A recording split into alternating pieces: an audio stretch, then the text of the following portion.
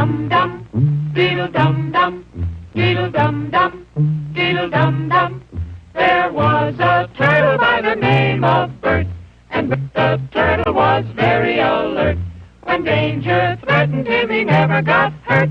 He knew just what to do. He'd duck and cover, duck and cover. He did what we all must learn to do. You and you and you and you, duck and cover. Here's a silly question for you. Would you buy a car that had a 1 in 150 chance of exploding each time you turned the ignition? Would you buy a toaster that had a 1 in 150 chance of spewing toxic radiation all over your house? Those sound like silly questions to ponder, and ones that we'll never have to answer because any product with those kinds of safety records would be immediately pulled from the market, and rightly so. But hold on a minute. That's exactly the safety record that apologists for the nuclear power industry are trying to sell us as safe. Not only safe, but also clean and stable and reliable.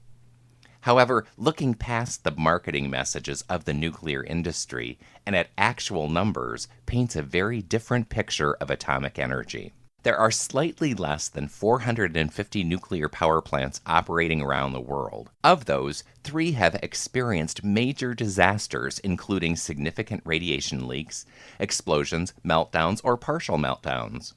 That means a nuclear plant operating today has a 1 in 150 chance of suffering a major disaster. But I believe even that abysmal safety record tells only part of the story. It assumes, for example, that all of the currently functioning reactors will be accident-free until safely decommissioned at the end of their lives. It also accounts for no accidents associated with the disposal and storage of hundreds of thousands or even millions of tons of highly radioactive waste that will remain dangerously toxic for millennia.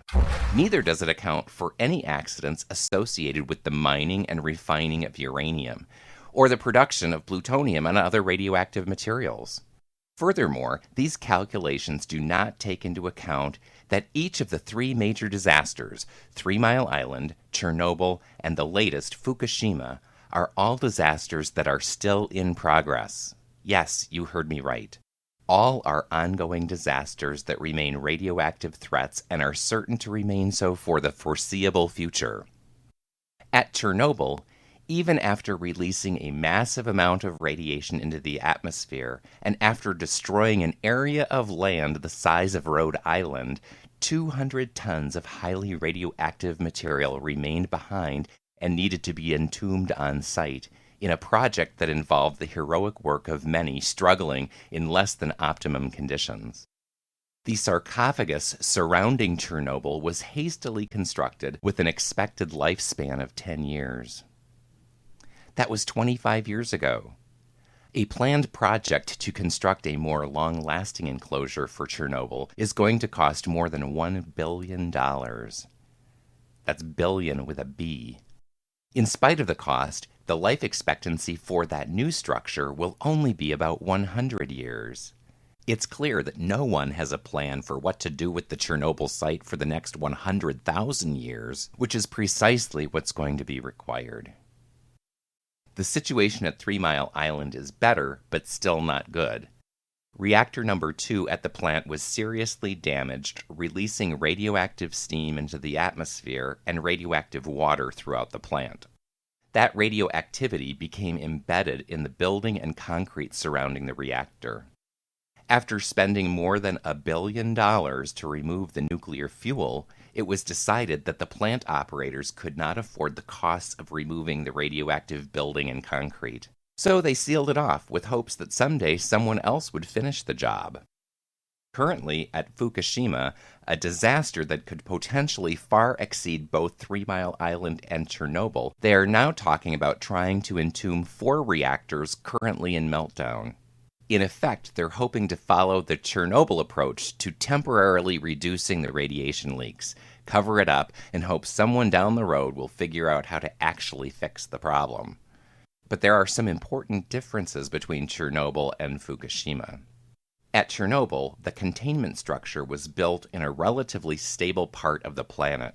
Not so with the site in Japan.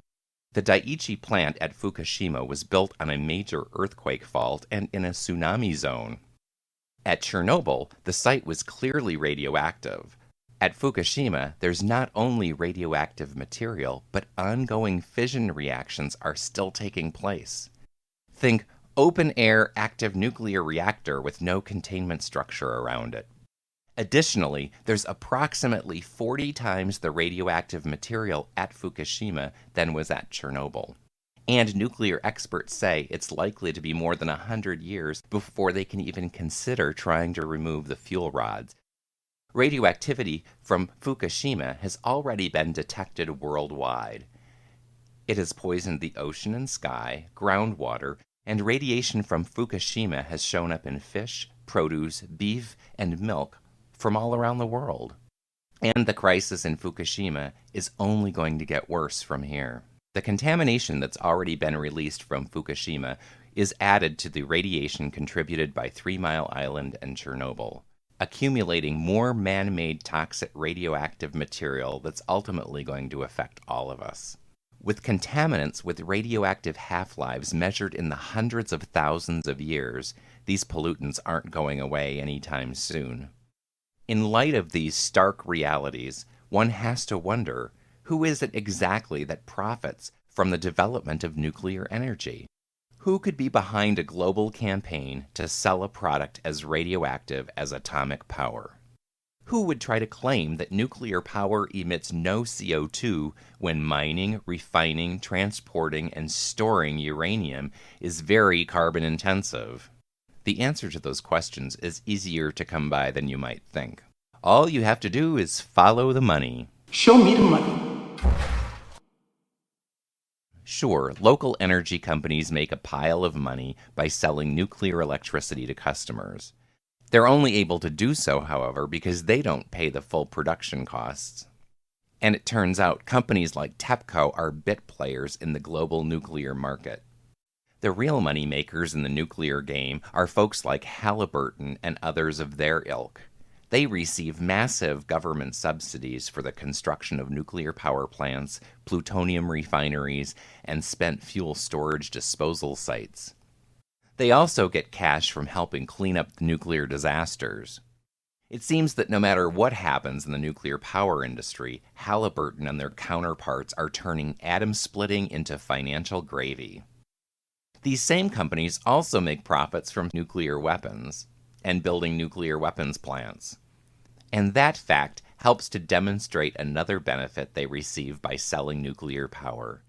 In effect, the nuclear power plants help put lipstick on the pig of the nuclear weapons industry.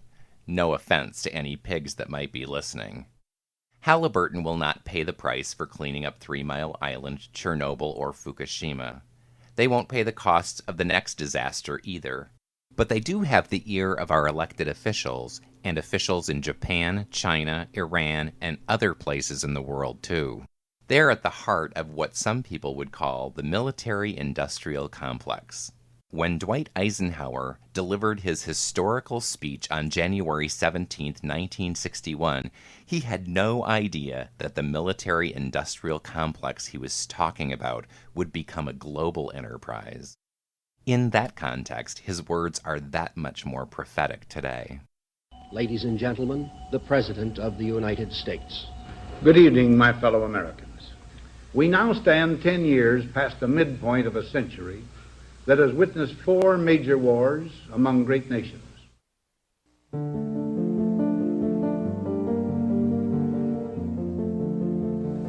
Until the latest of our world conflicts, the United States had no armaments industry. American makers of plowshares could, with time and as required, make swords as well. But we can no longer risk emergency improvisation of national defense. We have been compelled to create a permanent armaments industry of vast proportions. Added to this, 3.5 million men and women are directly engaged in the defense establishment. Now, this conjunction of an immense military establishment and a large arms industry is new in the American experience. The total influence, economic, political, even spiritual, is felt in every city, every state house, every office of the federal government. We recognize the imperative need for this development, yet we must not fail to comprehend its grave implications. Our toil, resources, and livelihood are all involved. So is the very structure of our society. In the councils of government, we must guard against the acquisition of unwarranted influence, whether sought or unsought, by the military-industrial complex. The potential for the disastrous rise of misplaced power exists and will persist. We must never let the weight of this combination endanger our liberties or democratic processes. We should take nothing for granted. Only an alert and knowledgeable citizenry can compel the proper meshing of the huge industrial and military machinery of defense with our peaceful methods and goals, so that security and liberty may prosper together. Dum dum, diddle dum dum, diddle dum dum, diddle dum dum. There was a turtle by the name of Bert, and the turtle was very alert. When danger threatened him, he never got hurt. He knew just what to do. He ducked and covered, ducked and covered. He did what we all must learn to do. You And you and you and you.